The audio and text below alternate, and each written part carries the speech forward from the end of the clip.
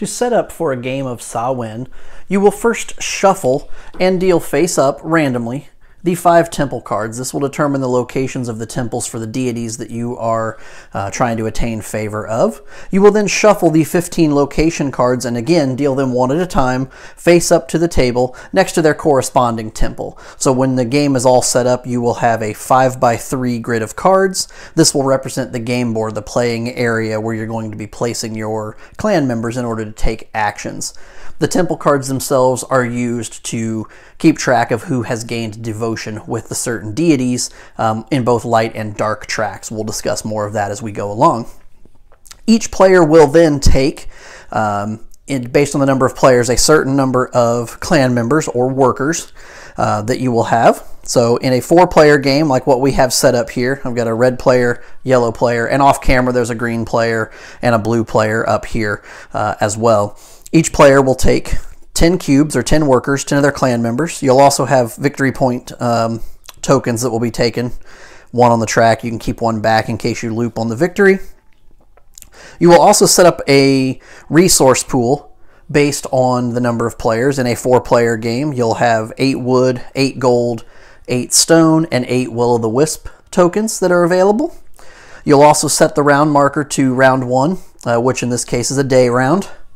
And then each player is going to be given 2 wood, 2 stone, and 2 gold resources. These resources represent a Roman resource, or the attempt of the Romans to corrupt this particular player, this particular inhabitant of the village. Now, players are going to keep those behind player screens. The game will have player screens. I'm just using a card to cover up my resources. Those are kept secret until the end of the game when they're revealed to see whether you've become corrupt or not. So that is all set up. You'll also set up a pool of the runes or the tiles, the power tiles. There are 3 of each tile that are available in a 4-player game. And you are all set up, and we can continue to set up with the placement of our first clan members. One quick thing I want to point out before I go much further into the setup and the gameplay of Samhain is everything you are seeing here on camera is 100% prototype. Some of it's even print and play here. So this does not in any way, shape, or form represent the final look and feel and component quality of the final components that will come in the box. There are some other things that have changed as well versus what you see in the video versus what you're going to see in the game. One of the examples is the will-o'-the-wisp tokens. In this video, they are white. However, in the game, they will be blue. The particular prototype copy of the game that I have here, I have enough tokens to have a blue player and had some left over if I were to use the blue as the will-o'-the-wisp. So in this video, will-o'-the-wisp is white. In the game, they will be blue. Also in the game, your gold resource tokens will be yellow as opposed to orange. Also, same situation here. I had enough of the orange when I received this. Orange was being used as your gold resource as opposed to the yellow tokens that are player color in this video. You'll also notice on here, the action spaces don't necessarily correspond to the temple cards. The temple cards have been revamped in the game as well and will have a different look and feel to them, more in line with what you're seeing art-wise on the action spaces of the game. And I also mentioned I'm using just cards to cover up the resources as opposed to using player screens. You'll actually have player screens in each player's color as well. So just a couple of quick pointers before we do any of the clan member placement to continue with setup. To continue setup of Samhain, players will now take turns placing their clan members on the board as to where they're going to start. To do so, first thing we need to do is we need to determine who the first player is going to be. That gets determined randomly, and that player will be given the first player token. We'll just say the red player here is going to be first player for us. Now, starting with the first player and proceeding clockwise around the table, players are going to take turns placing clan members on action spaces, gaining devotion power in the corresponding temple, and then that will continue around the table until, in a 4-player game like we have set up here, everyone has placed 2 of their clan members on action spaces. So, for example, the red player will take one of his clan members and place it on this action card. The first worker that he places, the first clan member that gets placed, also grants him 2 devotion power in the corresponding temple. And he can choose to take that as either light or dark. So he's just going to take 2 power in the light track. And we'll talk a little bit about devotion power and what that does for you. The green player takes his first worker, places it out, and because it's his first worker, he also gains 2 in the devotion track, and he's also going to take the light track. The yellow player will do the same, coming in here, placing up here, taking 2 power, and then the blue player will place, let's say here, and gain 2 devotion power in this track, and they're going to go with the dark track. The red player's turn, he gets to place another worker. So he's going to place a worker here, and with the subsequent worker, since it's not his first not a worker, but his second clan member, since it's not the first clan member that's been put out, he's only going to gain 1 devotion power in that particular clan. So in this case, he's going to take that on the dark track, and the other players will proceed, also placing an action, and then they gain 1 in either the light or the dark, so they're going to gain 1 there. The yellow player will place here, and we'll gain 1. She's going to take that one in the light. And then the blue player places his marker out here as well. It's going to go here. And that's going to give 1 on the dark track. So now we have placed our workers and are ready to begin the game. Samhain is played over a certain number of rounds based on the number of players that you have. In a 2-player game, you will play 6 rounds. A 3-player game plays 5 rounds, and in a 4-player game like we have set up for the purposes of this video, the game will be played over 4 rounds. As those rounds progress, you're going to alternate between daytime and nighttime. So rounds 1, 3, and 5 are your day rounds, so you will be taking the light actions, so these left-hand side actions on each action space. Those are the actions that you will take during the odd-numbered rounds. The right-hand actions will be taken during the even-numbered rounds, rounds 2, 4, and 6. Those are your night rounds. And you've got your round marker here to indicate and help keep track of that as you're setting that up. You will also have the ability, as the game goes on, to take the opposite time action. What that means is, let's say during round number 1, this particular player wanted to take this nighttime action. We're in round 1, which is daytime. So this particular player, if they didn't want to take the daytime action, they could take this nighttime action by simply paying what's called multiple points, or MP. That means they could either spend 1 DP on any of their devotion tracks where they have a marker, they can spend victory points for MP, or they could spend resources. So the green player currently has 2 gold, 2 stone, and 2 wood. That player could give up one of those resources to spend. So let's say they wanted to spend 1 of their DP and they wanted to take this nighttime action instead. They would simply exhaust their cube, and now they're able to take this second nighttime action, which is going to gain them a DP in the dark. They're going to gain a Will-o'-the-Wisp, and they're going to get 2 gold. Each round in Samhain consists of 2 phases. You have an action phase, and you have an end of round phase. Those phases are then broken down a little bit further. We're going to discuss first the action phase. During the action phase, beginning with the first player and again proceeding clockwise around the table, players must select one of the following actions. They can either move and activate, with movement being optional. They can expand their clan and add more clan members to the board. Or they can pass, but passing can only be done once all of their clan members have become exhausted. During the movement and activation phase, a player will choose, let's say the red player wants to activate this particular space. You can move. Movement is adjacent, so I can move this clan member here, here, or here. No diagonal movement is allowed. So I could do that, or I don't have to move. I can simply activate the space where that particular clan member is located. Activating simply means I'm going to exhaust that clan member. And in the case of this particular action space, I'm going to gain 1 DP in this deity's light track, so we'll step that up 1. And I'm going to gain 1 wood resource from the reserve. So we'll take that out of the reserve and we'll slide that under my player sheet, behind my player screen, so to speak. Play then proceeds to the player to my left. So let's say this green player simply wants to do the same thing. They're going to exhaust this worker and activate this space. They're going to gain 1 in the light track, according to the symbol, and they're going to gain 1 gold. So we'll give them a gold from the reserve. The yellow player is going to take an action. The yellow player is going to come up here and activate this. They're going to gain 1 in the light track, and they're also going to gain a stone. So we'll give them a stone. And then finally we have the blue player, and the blue player is going to exhaust their worker here. They're going to gain 1 in the light track. So we simply add 1 to the light track there. And then they can gain either a stone, a gold, or a wood. It's their choice. So let's say they're just going to take a wood resource as well. It comes back to the red player. The red player has an unexhausted worker over here. So they could go ahead and take this. This would let them gain 1 of the rune actions if they wanted to do so. But this particular worker is going to move down here and is going to spend a wood and a stone. So we go in behind the player screens and we take a wood and a stone out, return those to the resource pool, and he's going to gain a druid or an item tile. This also stays behind the player screen. Now the item tiles have special abilities that you can activate. For example, the druid tile that we just picked up allows me to exchange 1 type of MP for another type. So when you're talking about those multiple points, I can exchange those using my druid item tile once per round. So he's going to go ahead and exhaust his worker and take that action.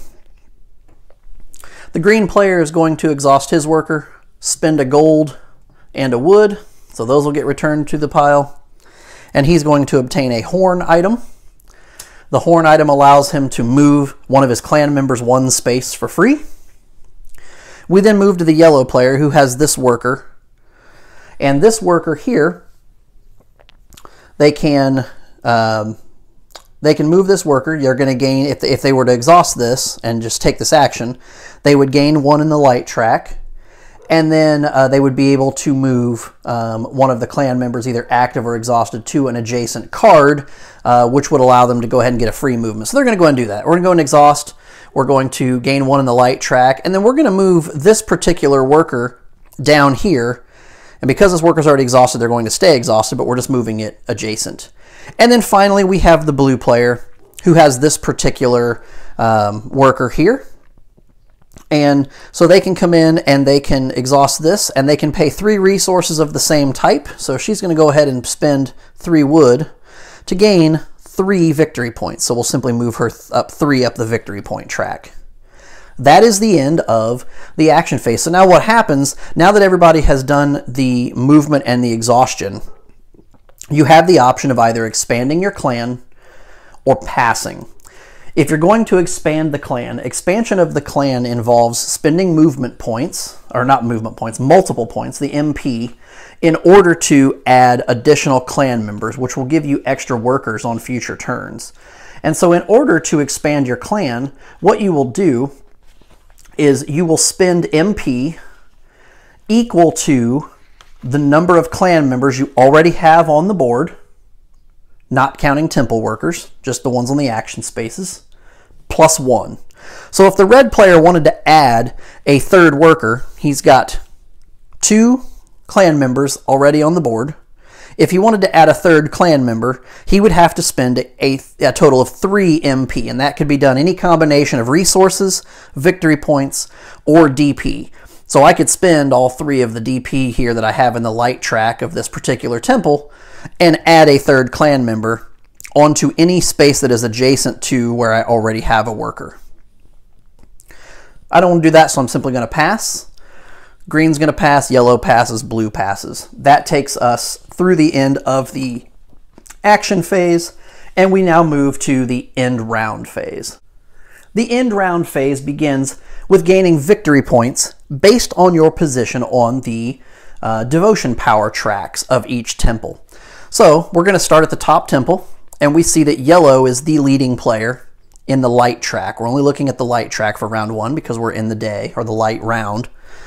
So since yellow is in first place on this track, they're going to gain 2 victory points. So yellow will gain 2 victory points. We look here at the red temple. This particular, you got the blue player who's going to gain 2 because they're in first place there. We come down here, yellow is in first place again, so yellow is going to gain another 2 victory points.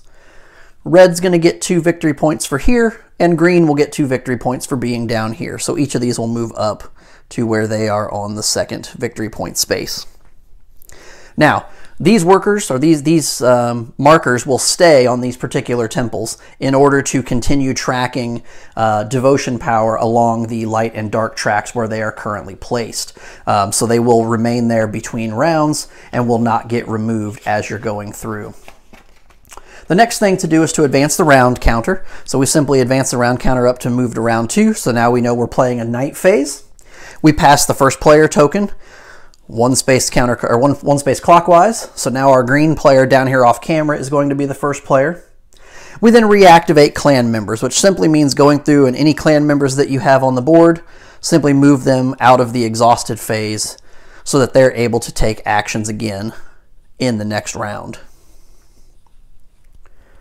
And then you will also do the same, reactivating any items. So if I had used this druid item, I would flip it back face up because I can only use it once per round. And we're now that we have completed the end round phase, we are ready to pick up with round 2 back at the action phase. There are special events that can happen during the course of the game. One of those are Will-o'-the-Wisp events. Your Will-o'-the-Wisp tokens are these white tokens. In the game they will be blue, but for the purposes of this video they're these white tokens.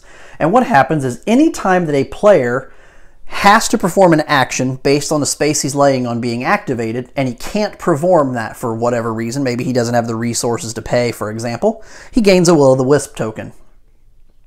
If he gains devotion power on a temple, and he does not have any clan members in his pool to be able to track the devotion power, he will gain that as well. Or if he already has 5 devotion power, something tells him to gain devotion power and he's already at 5, can't move up anymore, he also will gain a Will-o'-the-Wisp token. When the last Will-o'-the-Wisp token in the reserve is taken by a player, the round immediately pauses and a Will-o'-the-Wisp event immediately begins. When that happens, the player who collected the most Will-o'-the-Wisp tokens has to sacrifice one of their clan members on the board. And sacrificing that clan member just simply means taking it off of the board and placing it in the graveyard. That worker is then, or that clan member is no longer accessible or able to be used to proceed. Then all players, starting with the first player and proceeding clockwise, will put all of their Will-o'-the-Wisp tokens back in the reserve, and for each Will-o'-the-Wisp token that gets returned, they have to pay 1 MP, 1 multiple point. And if they can't pay any of the MP or can't pay the total value, they simply return the Will-o'-the-Wisp to the reserve and pay what MP that they can. So for example, if this red player had 3 of these Will-o'-the-Wisp tokens, and that was the most, maybe these were all got divided up, you had 2, 2, and 1. Let's divide them out like that, just for purposes of the example. The red player would have the most. He'd have to sacrifice or kill a clan member. He would then return the 3 Will-o'-the-Wisp and have to pay 3 MP, either 3 resources, 3 victory points, 3 devotion power, or any combination. So he could say, I'm going to use 2 victory points and I'm going to take 1 devotion power down. The green player would have to return his 2 Will-o'-the-Wisps to the reserve and would have to take 2 devotion power, or 2 MP. Yellow would only have to pay 1 MP, and the blue player would have to pay 2, so maybe they just do it in victory points altogether. Once that Will-o'-the-Wisp event is over, any action that was going on during that time would then resume immediately at the completion of the Will-o'-the-Wisp event. The other side of things that can happen is the graveyard. The graveyard is where your clan members go when they are sacrificed or killed in any way. So it comes off of the board and goes to the graveyard. Now, in the graveyard has a set number of graves, or a set number of spaces. The number of empty graves is equal to the number of players in the game. So in the example of our video, we have 4 players, so all 4 graves are eligible. When the graveyard is full, meaning there are 4 clan members in the graveyard, all clan members that are in the graveyard pool are returned back to the player's respective pool. So blue would get those, red would get these back, yellow would get that clan member back, and the graveyard would be empty and accessible again for those clan members in order to be used once again. Now, I discussed the ability to pay MP to take the wrong side action. So again, paying 1 MP to take the nighttime action during a daytime round, or vice versa, daytime action during a nighttime round. There is another place where you can pay MP and actually gain an ability. There's something called a Countermove. With a Countermove, whenever an opponent player performs an action on a card where you do not have clan members, you can still copy the action during that turn.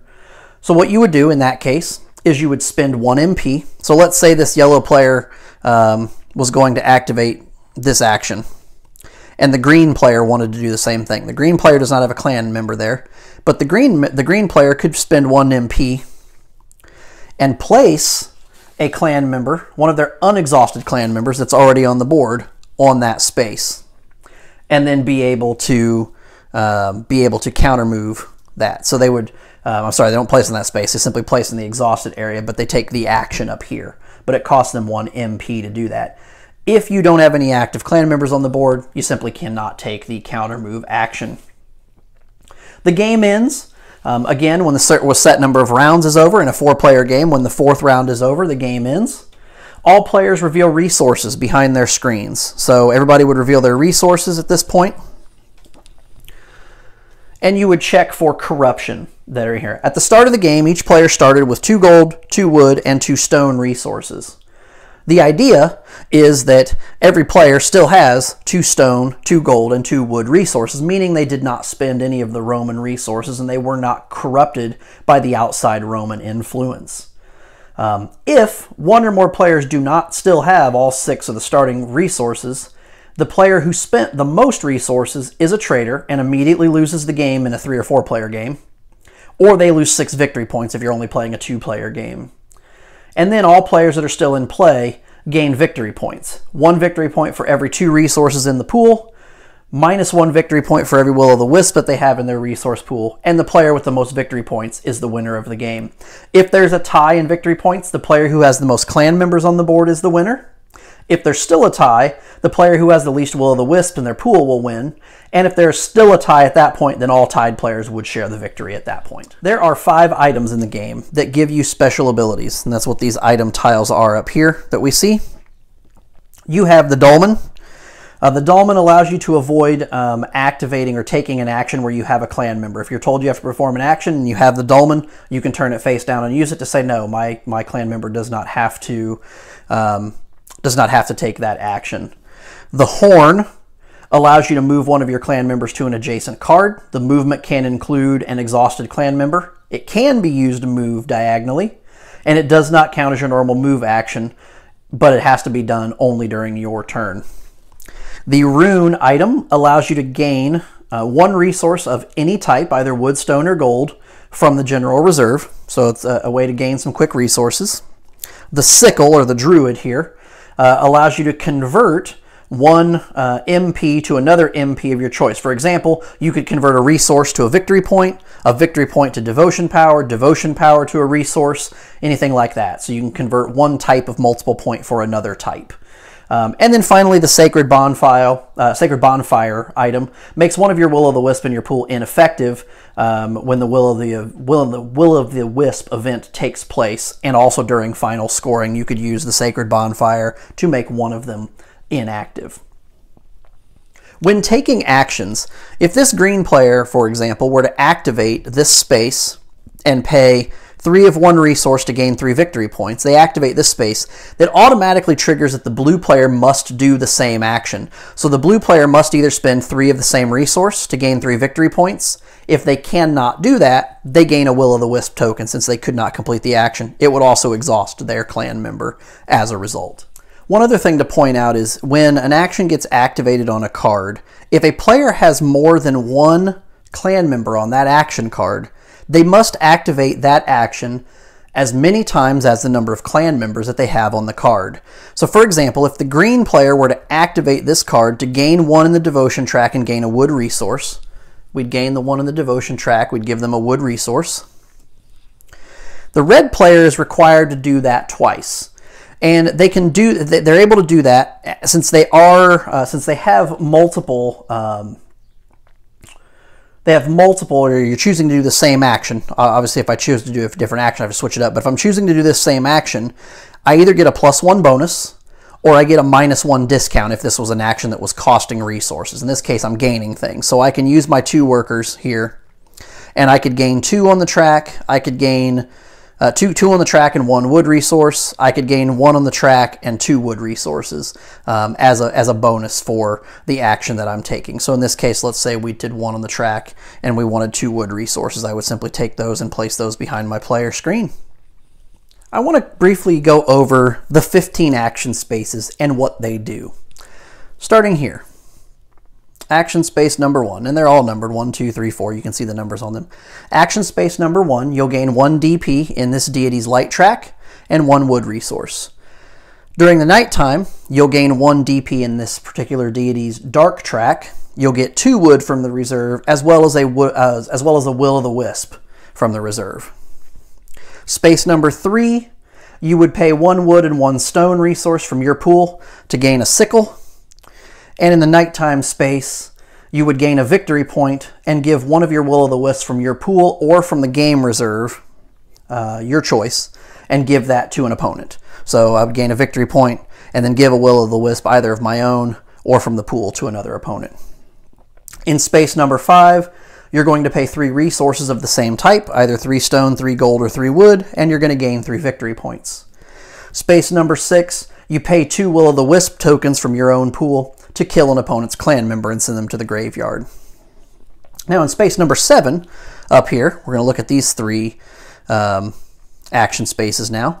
Space number 7, you're going to gain 1 DP on the light track and move 1 of your clan members, either active or exhausted, to an adjacent card. Again, not diagonal. If you move an exhausted clan member, that exhausted clan member would move from the exhausted to the exhausted space on an adjacent card.